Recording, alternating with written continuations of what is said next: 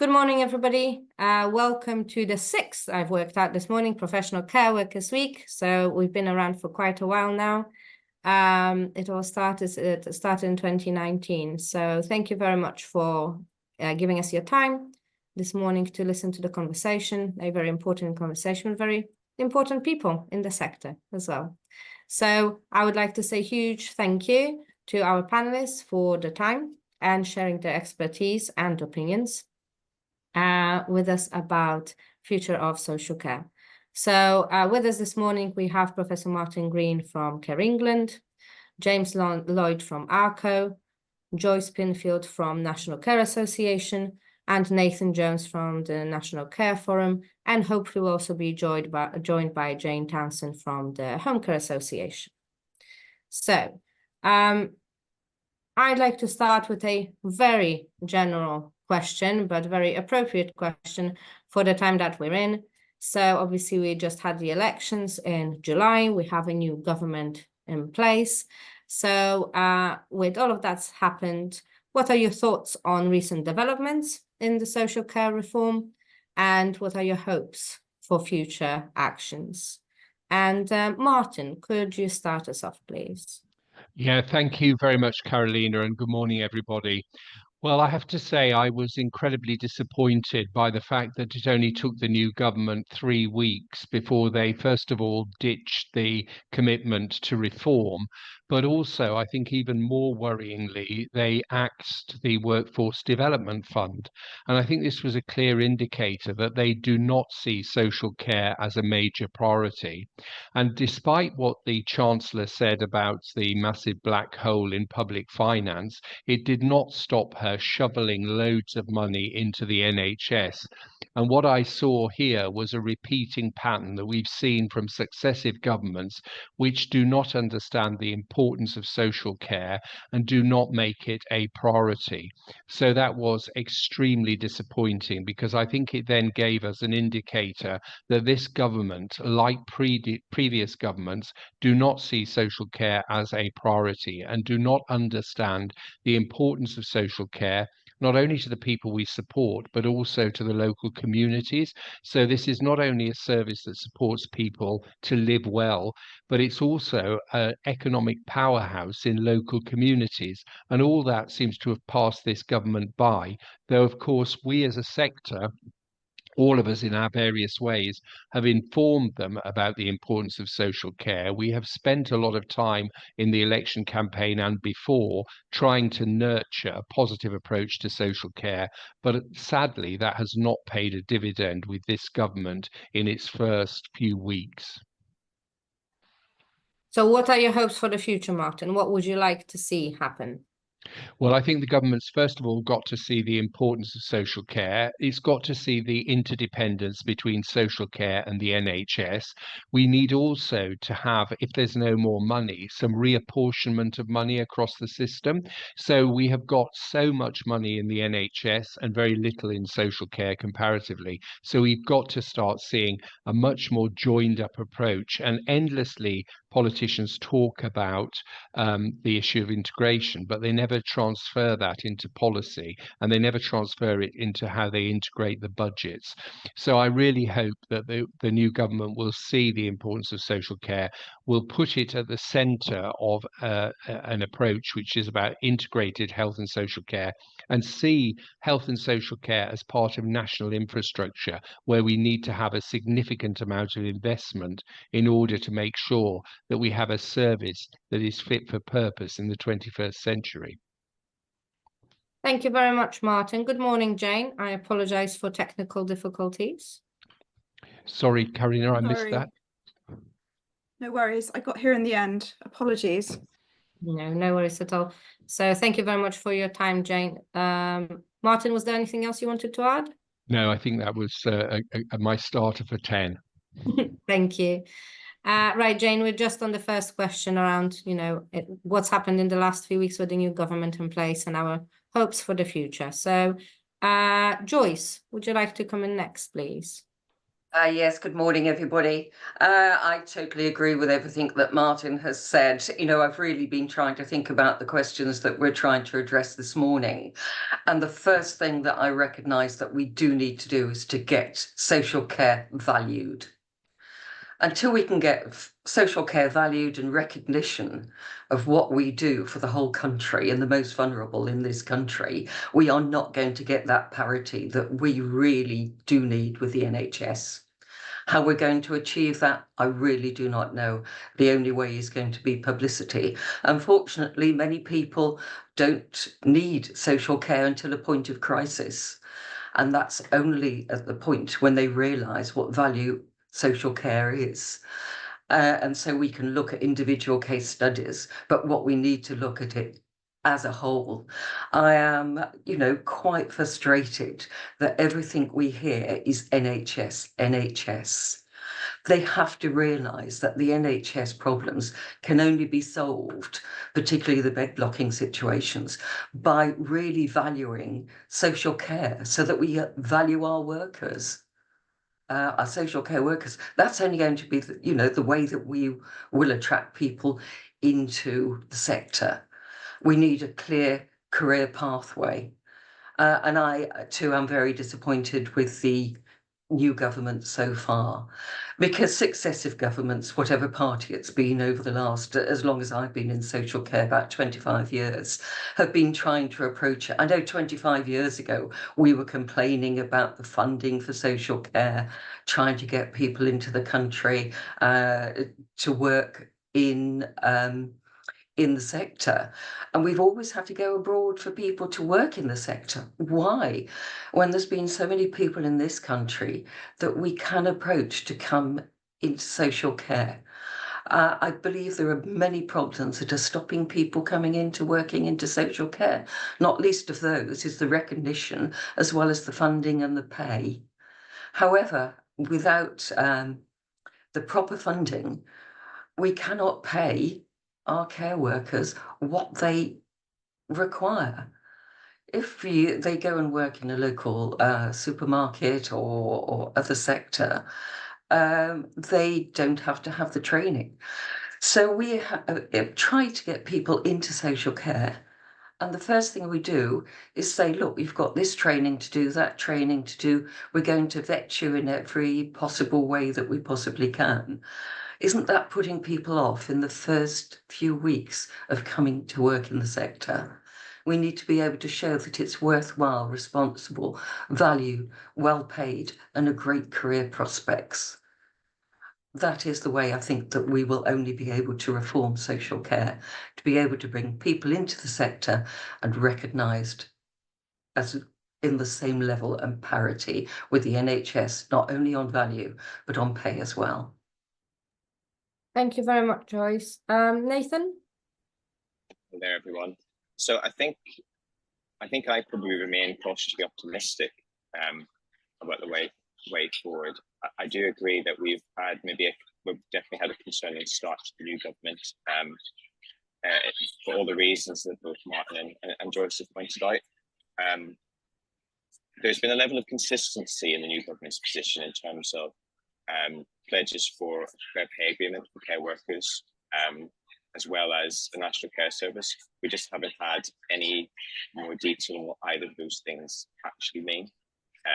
So the Labour's manifesto talked about creating a National Care Service, which underpins by national standards delivered consistency across the country. Services would be locally delivered with the principle of home first and supports people to live independently for as long as possible. And that's kind of as much detail as we've had so far. When it comes to fair pay and employment rights, that's been something that Labour's been consistently talking about introducing in an employment rights bill.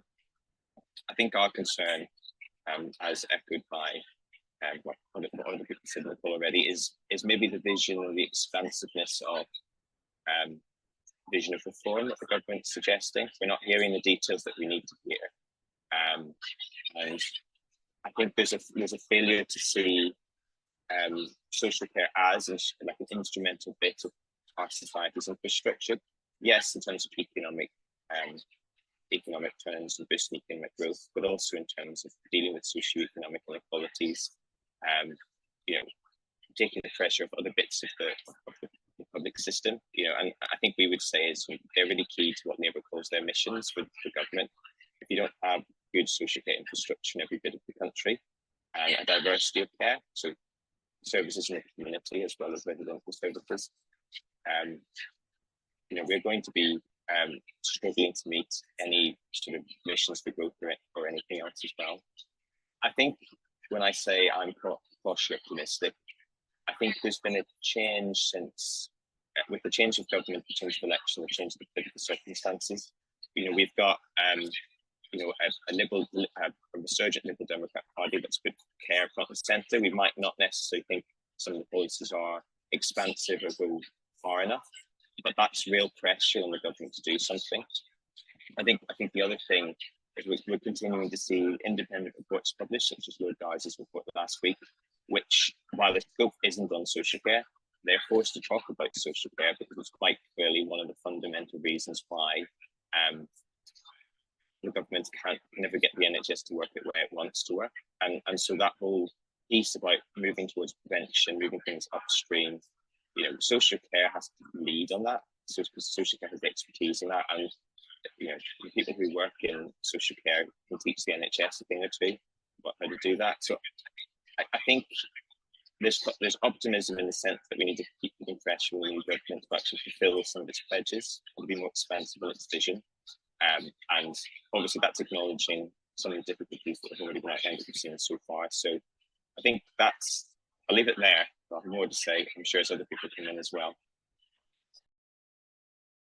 Thank you, Nathan. Just so you know, there's a bit of feedback or background noise. If you could maybe have a look, please. Thank you. And Jane. Thank you, Carolina. I think for me, the big conundrum is Labour on the one hand saying they want to reform social care and create a national care service, and on the other hand saying they've got a 22 billion black hole and don't want to spend any money. And we sent an open letter to Wes Streeting. Nathan, I think, sort of did a lot of the drafting, and we got a reply from Wes Streeting on Friday, which I thought was reasonably promising, actually. You know, he actually hand wrote a small note on the end of it, saying, you know, it's very much on the agenda. He's gone out of his way to talk, you know, to say that social care is in his job title. But I suppose we could, I think I'm choosing to see it as a positive that they haven't come in with to quote another person, an oven-ready plan. So that means that we've still got an opportunity to influence how things go. I suppose my fear is that they're planning to spin it out for 10 years. They've said it's going to take a decade. They want to have a Royal Commission. Maybe that's necessary if the Royal Commission happens, and the purpose of it is to gain cross-party support and, importantly, to engage with the public, then it will be worth it. But if it just becomes another talking shop, then we're no further forward. And right now, where I'm sitting, looking at the home care sector, it's really in a bad way. Councils' budgets have been cut to so much that they're having to drive a race to the bottom on price. They're not even considering quality in tenders, quite a lot of them. So we've got a proliferation of new providers that don't appear to be competent. The Care Quality Commission isn't on it. Councils themselves haven't, in many places, done quality monitoring or contract visits for over 10 years. One of our members operates in 97 local authority areas. They've only ever had 4 contract monitoring visits, and 2 of those were from the same authority. So I think we're in a very bad place. I don't think we can wait 10 years. I'm worried that the government doesn't understand how much care is purchased by the state. Pretty much all of the care for under 65s is purchased by councils in the NHS. In over 65 care, about 70% of home care, about 50% or so of care homes. if they don't understand that, they're going to implement this employment rights bill, and then no one's going to be able to afford to cover the costs of it.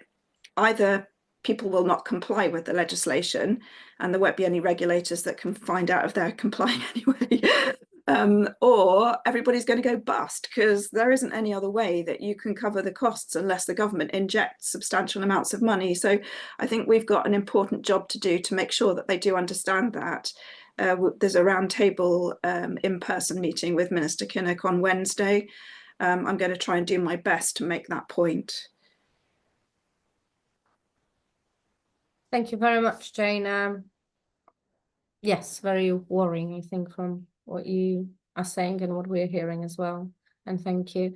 What, apart from a cash injection, is there anything else that you are hoping for in less than 10 years? Well, I would like to see a radical change in how we commission care. I'm quite interested in what they're doing in Australia and what they've done in Australia, where they put all of the power in the hands of people drawing on services. So when they assess people, they assign a pot of money to them. They don't actually physically give them that pot of money. It's kind of held in a big pot in the sky. That's how I imagine it anyway. And they then assess people for different levels of need, and then they assign different amounts of government subsidy for the different levels of need. Then if that person needs care, they go and find a care provider. So it's just like they behave just like they're self-funders. The care providers have to be approved to deliver government funded care. There are 26 million people in Australia altogether, 57 million in England. At the moment, Australia has about 900 to 1,000 home care providers approved to deliver state-funded care. In England, we have at the moment 10,500 or something, with 12,822 locations. I think we've got, frankly, too many providers for anyone to monitor the quality properly. The hours are very fragmented, which means that no individual provider, apart from the largest, have enough hours to operate sustainably. So I just think if we carry on doing what we're doing and with more central control, that's not going to solve the issues. We need to think about doing something completely different. And, you know, there is another country that is already doing something completely different. It might not be right for us, but I do think we should explore other options. Thank you very much, Jane. And James, from the point of view of retirement communities, please. Yeah, sure. So maybe a bit like Nathan, I sort of took a decision this morning that I will be optimistic. It is Monday morning and autumn is getting closer. So I will say some stuff that's kind of positive and optimistic. I think in terms of the government's recent actions, the first thing to say is that the decision to essentially drop the cap cost reforms wasn't really a surprise. You could see it coming. The last government hadn't allocated funding for it. The preparations weren't ongoing for a pretty imminent launch of the reforms. And also, it's not been reflected on very much, but you know, the plans, the cap cost model was effectively adopted and deferred twice by a Conservative government, and it's not totally a surprise that an incoming Labour government might say, okay, we will probably just do our own thing now and explore how long-term care funding reform might align with other aspects of reform we want to make to the social care system. So I think overall it wasn't a surprise, and it's perhaps disappointing when positioned alongside the decision on the workforce development funding, but nevertheless, it's, you know, I don't think we should read too much into it. I do think there are, you know, little things to be positive about here and there. We've heard some of them already. We haven't mentioned the Lib Dems much, but given the Lib Dem conference is ongoing, let's acknowledge the fact that Ed Davey and the Lib Dems are still talking a lot about social care, and I think it's really good and healthy. They might be the third political party in the UK, but effectively, you know, they're giving political competition to the government and forcing the government to think more and say more about social care. I also think that, you know, in terms of the NHS leadership, and, you know, there is and has been for a while now complete recognition that unless we fix social care, the NHS can't be fixed, and we saw that all over again on at the end of last week with the Darzi report. There is widespread recognition of the role of social care in terms of preventing NHS costs. And really, frankly, we saw that from the Prime Minister downwards. And I found that slightly, quite reassuring. And again, I don't think we would have got quite the same sort of words and recognition from some of the previous Prime Ministers that we've had over the last 10 years. And I also remain relatively reassured that the government does seem to be still committed to the National Care Service. I mean, first and foremost, it is a political project. It's a name. It was dreamt up by Andy Burnham when he was Health Secretary at the end of the last Labour government. It's kind of persisted and rolled on since then. But the fact that it has actually kind of become this thing that Labour really wants to do and talks about is very useful for those of us in the social care sector, because it provides a bit of a sort of, I see it like a wagon sort of rolling on, and it will gradually build up more onto it and gain speed and so forth. So I think it's vitally important that the sector talks about the National Care Service and what it should look like.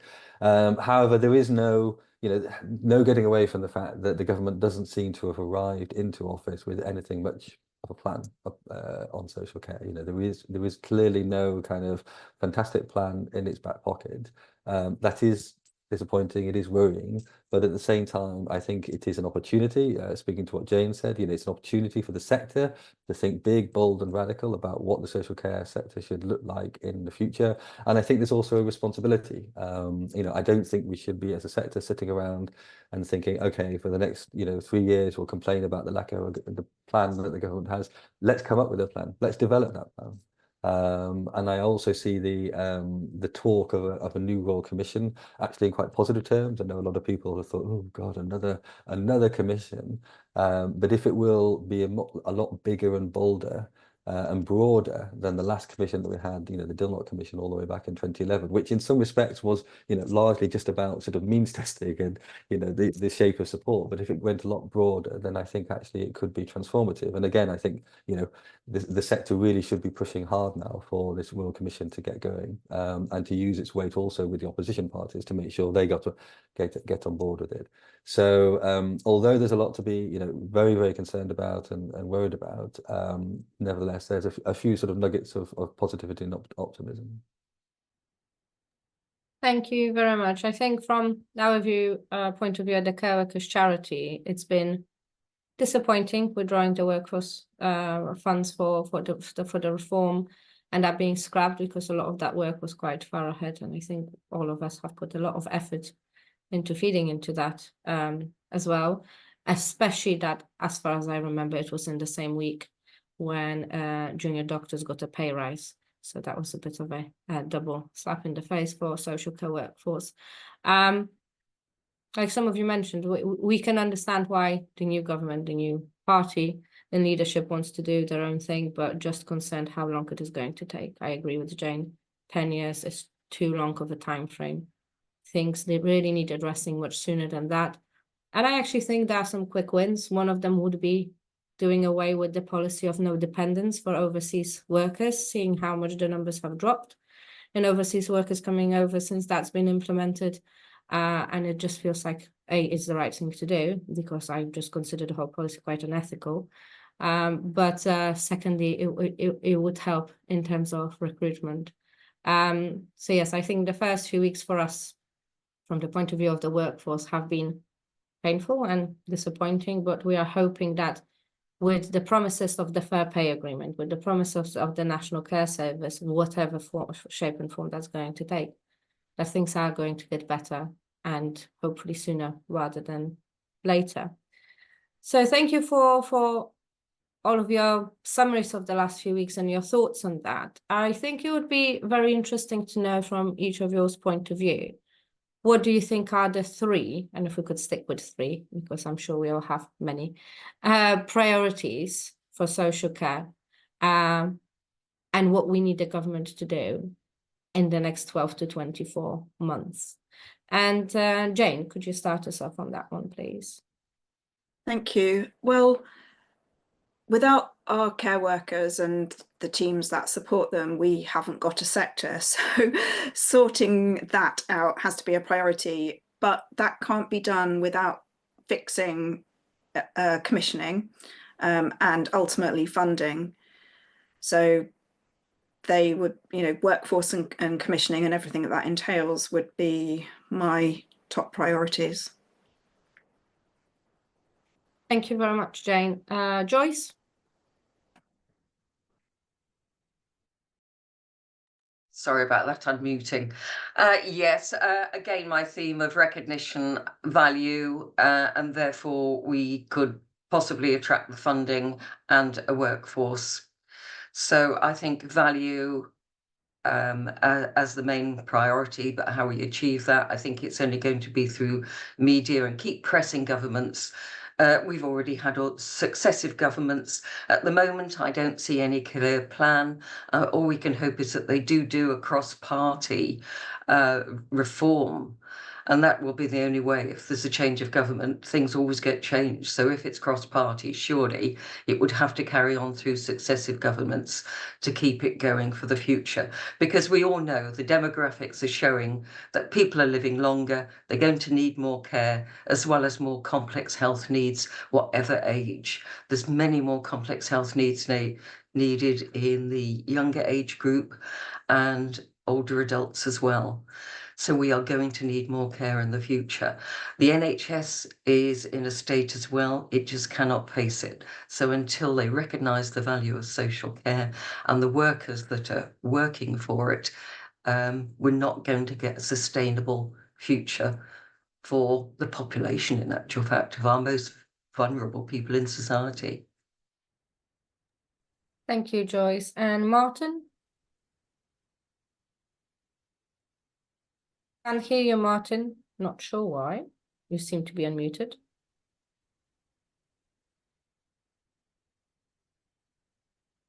Right, I'll go to James and Martin, see if you can, maybe something disconnected. Thank you. James?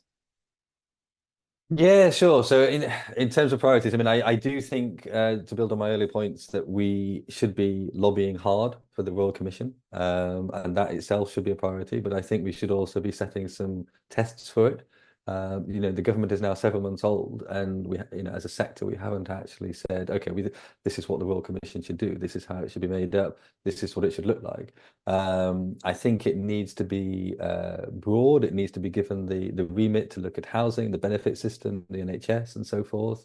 It needs to be required to talk about carers, because if you look at the previous sort of commissions that we've had on social care, whether from the government or places like the King's Fund, they've tended to ignore the issue of informal carers, particularly the last sort of commission that we had from the government, the Dilnot Commission. And I think it should, as the speakers have alluded to, it should be, other parties should be pressured to be on board, and there's a real opportunity for the government to do something big and bold and actually bind the other parties into the process of a Royal Commission.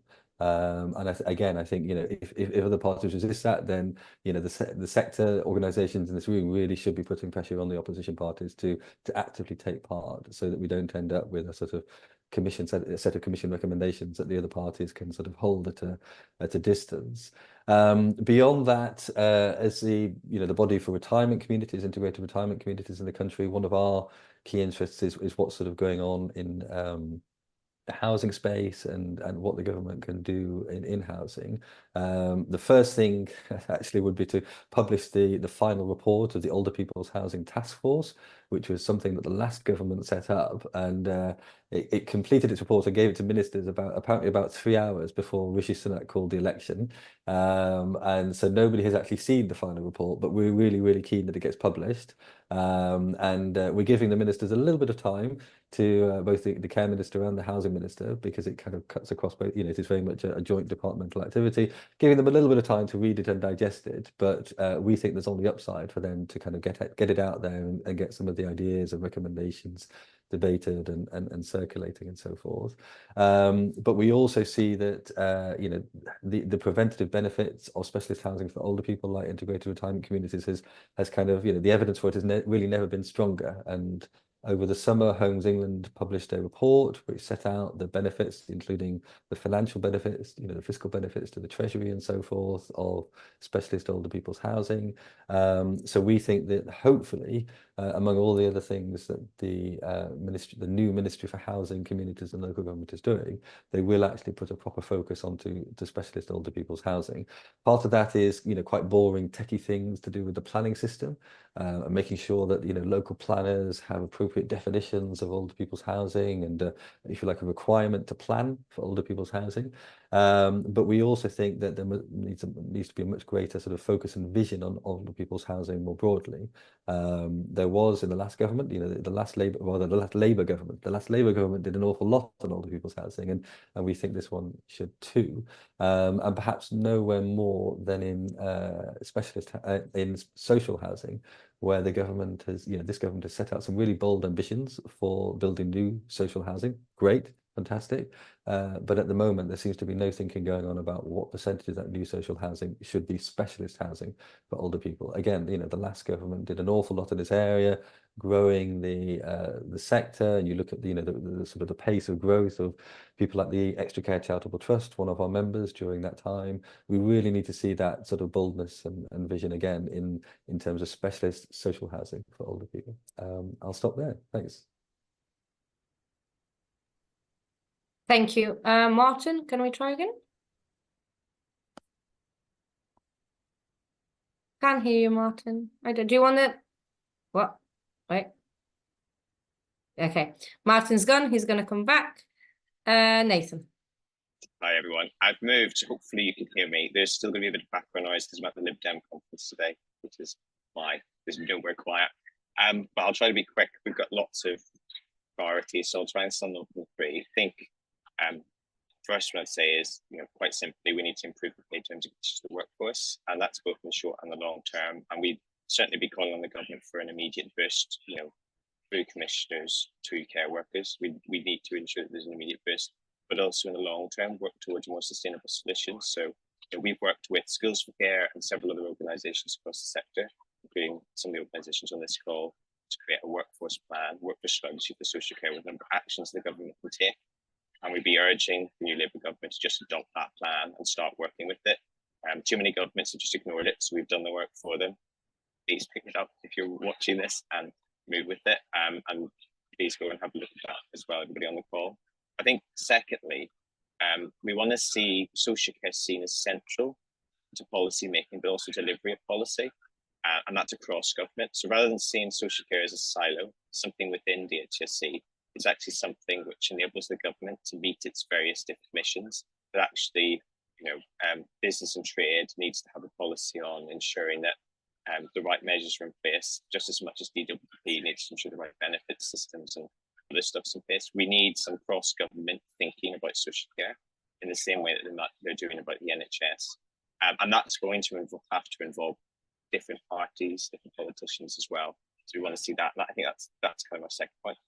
And I'd include in that, we'd want to see an industrial strategy for social care. I think there's just not enough imaginative thinking about, the fact that social care is such a big employer in the country, and every single community in the country, there's probably somebody who needs care or is working in care. So you've got all those touch points, you've got all that sort of economic potential that's just not being harnessed in any local skills plans or anything. Let's have a rethink about that. Let's see it as one of this nation's great industries and invest in it. And I think the third point of make is, and I think this builds on some of the comments we've had about having cross-government action or a Royal Commission.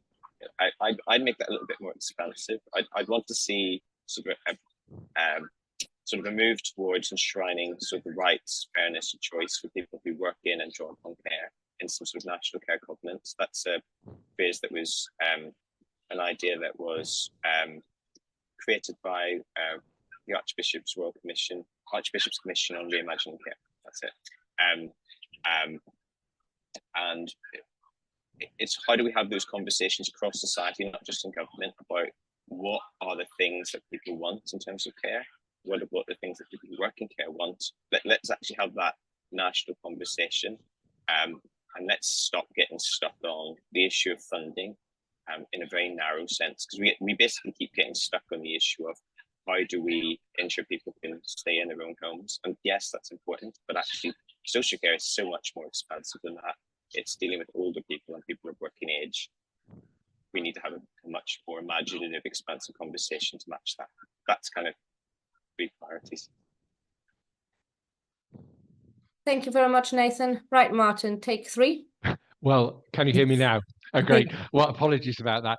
Well, I think what I'd like the government to do is, first of all, come up and tell us exactly what the National Care Service means. I mean, James mentioned that this had been an idea floated by Andy Burnham. So they've had at least 10 years to formulate how it's going to work. And I think that would really help us with a whole raft of things. It would help us understand where commissioning was going to go. It would also help us with some of the workforce stuff. And one of the areas that I really hope the government will prioritise is workforce. And as Nathan said, you know, there is a workforce strategy there. I really hope the government will say, right, let's adopt it. Let's work on that workforce strategy. We've got to also look at things like the qualifications frameworks. We've got to really show that this is a very skilled profession. And I think the government needs to throw its weight behind the workforce strategy that was developed by Skills for Care. It also needs to integrate that with the workforce pathway that the Department of Health and Social Care worked on. And the final thing I would say is, I think one of the things the government could do is enforce the Care Act. If you look at the things in the Care Act, they're really good things. They give people who use services a lot of power in this. And so there is legislation that they could really go and use more effectively. So some of those things are actually not very high cost, but they will make a difference. Thank you very much, Martin. Very helpful. Just to people listening, we have opened up the chat and the Q&A function. So if you have any comments or any questions for 20 minutes of this webinar, please do put them in either, whichever is more convenient. And I think from the Care Workers Charity point of view, priorities are obviously the workforce. And the workforce from the point of people need to be paid much better for the work that they do. As a benevolent fund for care workers, we really see the consequences of care workers being on minimum wage or thereabouts, how it affects their lives and how it must really affect, and it does, quality of care, because we can't expect people who are hungry or worrying about paying their bills to go to work and give their best and deliver outstanding care. It's just an absolutely unfair expectation. Then we would like to see more details on the National Care Service, because that as an idea, we find it interesting with how it actually be delivered, how it would work with the system that we have, what the transition period would look like. We really need more details on that. And thirdly, that 2 smaller points, that is the workforce strategy that we've supported and we've worked on as well as the kind of thing, do we actually need a commission to look at things when so many things have been looked at and discussed in the last few years to speed things up, because there is a good starting point to that in the workforce strategy. And secondly, to release the data from the Wellbeing Survey of Care Workers that was conducted last year with thousands of care workers that we haven't seen published. That would be very helpful to know what care workers themselves actually think. Right, on to our last question. And it's a very interesting time, I think, to ask this question, because we ask it every year. And in the most recent years, different people, including some of you on this call, have been supportive of it, but this is registration of care workers.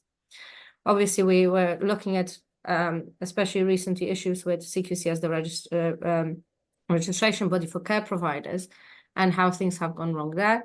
There have been issues with other professions registering bodies as well. So I'd be interested to hear whether you've changed your mind since last year on registration of care workers, or Jenny, what are your thoughts on that? And Joyce, could we start with you, please? Yes, I thoroughly believe that we do need a registration of care workers. That would hopefully put recognition into the body and hopefully make people proud to work in social care because they are actually recognised. So yes, I totally agree that we need the registration which will value the social care workforce and hopefully bring recognition from other people as well as political parties and try to help this parity with the NHS. So indeed, I definitely believe that we do need this registration process.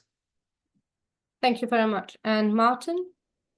Well, like Joyce, I think it's absolutely necessary to have a registration, but I think it has to come at the end of a range of things that should happen before we get to registration. So we've got to get that professional pathway for care workers. We've got to get the qualifications framework right. And the other thing we've got to get right is the funding of people, because, you know, if you look at other registrants, they are paid in order to take accountability for their practice, much higher levels than care workers.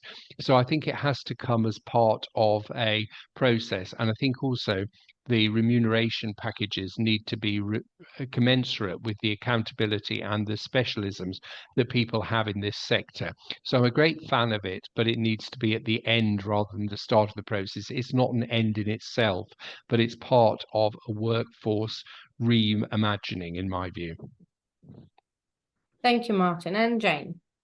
Thank you. I used to think in the way that Martin's just described that it should be at the end rather than the beginning, but I've been following what's been going on in the devolved administrations. I think of the three, Wales, Scotland and Northern Ireland. Northern Ireland has probably done the best job of implementing registration of care workers. So they had all domiciliary care workers registered by 2018 or something. I mean, they've done it really well. But what they've avoided doing is being obsessed by qualifications. They've made it about conduct and professional, that professionalism. So their long-term ambition is to get more involved in thinking about qualifications, but the starting point is let's get everybody on the register. Then there's a means for providers to raise flags about people that don't meet the bar for criminal prosecution but are problematic in various different ways. You know, for example, driving a car whilst under the influence of alcohol with somebody, you know, that you're supporting in the car, that kind of thing. It then gives you access to the care workers. So, for example, it would have been so handy in the pandemic to know who we're actually dealing with in terms of who's got PPE and, you know, all that kind of thing. I think the value of doing it earlier rather than later is that it kind of forces other things to happen. In Northern Ireland, for example, they've sort of been supporting training and career development and setting standards for that, whereas the government can just wriggle out if there's nothing there to make them do it. So I would be sort of advocating, I think, for creating a register. I know there are some moves to create a voluntary register, and I commend those that are trying to make this happen, but I can't see the point of a voluntary register because the naughty people won't sign up for it, and therefore it won't be helpful. I think that the challenge is that it is quite costly. I think in Northern Ireland, for example, it costs about £5 million to run their register, and to do the fitness to practice procedures and stuff. And I think that's why in England the government has sort of stepped away from it, because they know that it would be expensive. So I think the reality of us making that happen in the short term possibly isn't very high, but I do think we should, but focus it on conduct in the first instance. Thank you very much, Jane. And Nathan? Yeah, I think I'd echo quite a lot of what's been said. Before I do that, I think it's worth acknowledging that there obviously are different views across the sector, and I do know that some organisations, particularly those that are perhaps representing the views directly of people receiving care and support, are a bit nervous about registration, and because they worry that it might put barriers in the way of having people who wouldn't ordinarily be care workers, who might do a really good job providing care, come into care for them or other things. So I think that series of things needs to be unpicked and thought through. How do we, if we're going to proceed with registration, how do we do it in a way that doesn't close down and make it rigid what a care worker is, but actually enables all the talent to come and flow into it? I don't quite have an answer to how we do that, but it's just something we need to consider. But having said that, I think our position is that this is a very important part of ensuring that we get the proper valuing and recognition of care workers. It's not the only thing that's going to do that, but alongside the other measures that have been outlined by others here, them coming together, puts us in a better position, with regards to maybe working with NHS colleagues or others.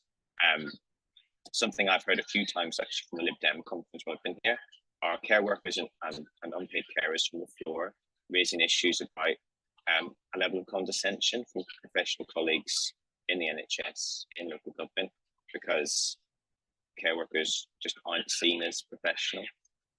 That's something that we're going to have to address, and if registration is part of that, I think that would be really helpful. Thank you, Nathan. And James.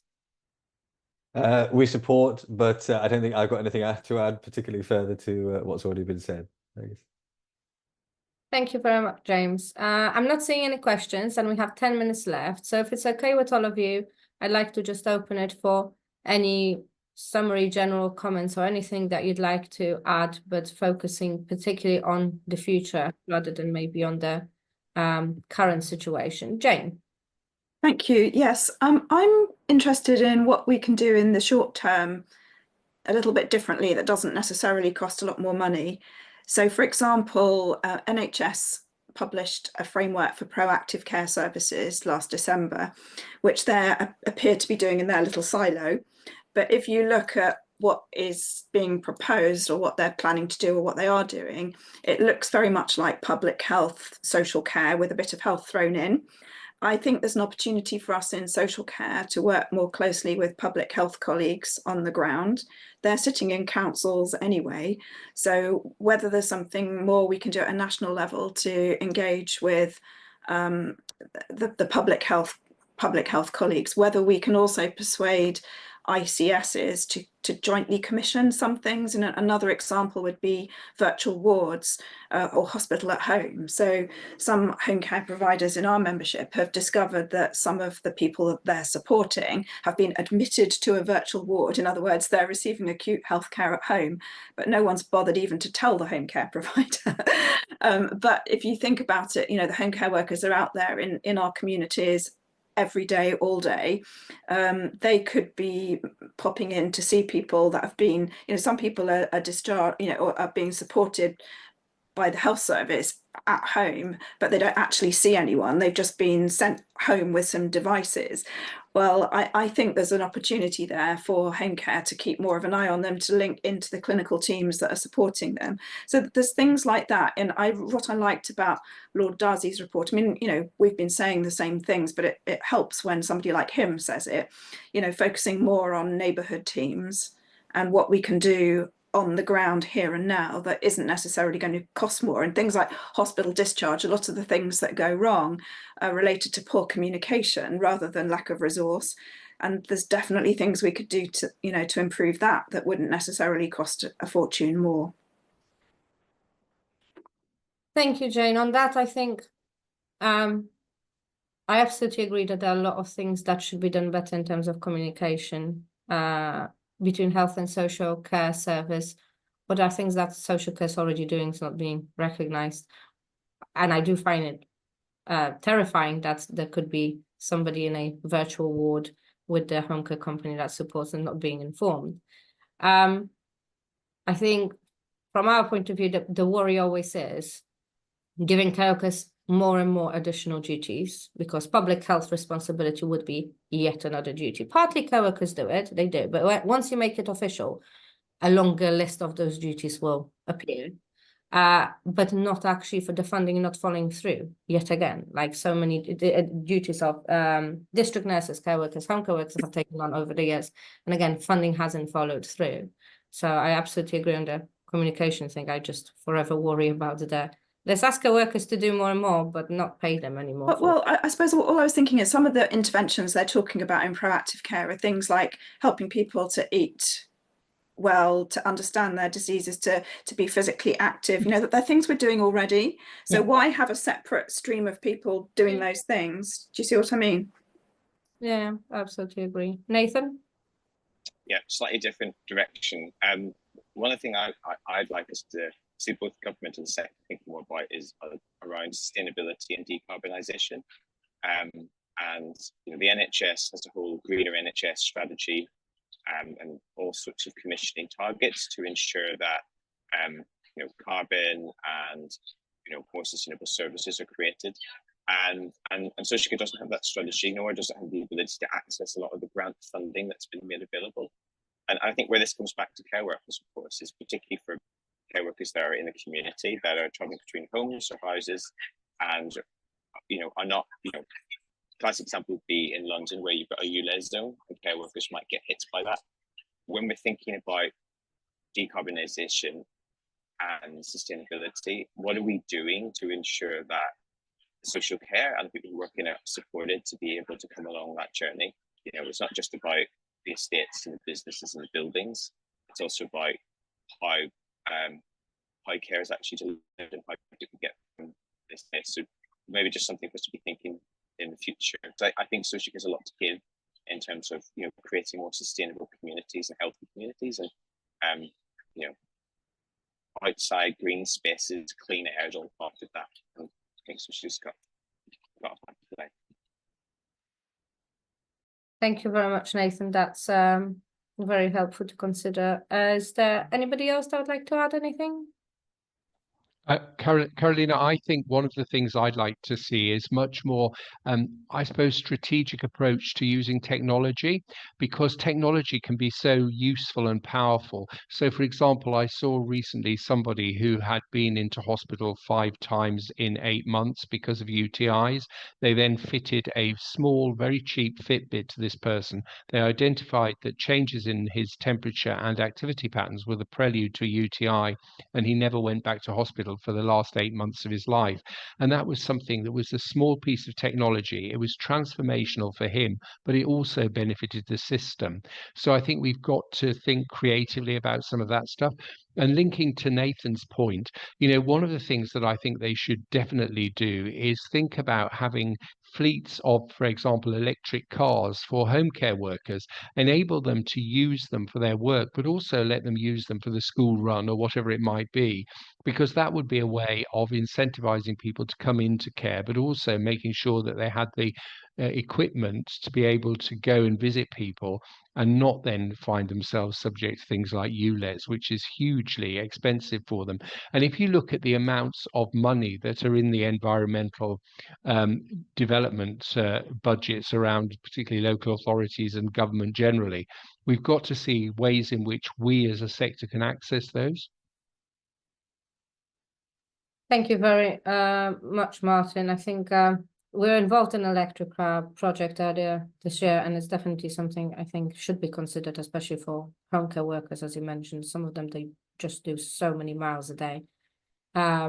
It's quite outstanding. I just realized I didn't actually feed in from our point of view on the registration, which I bang on about left and right whenever I can, so surprise myself.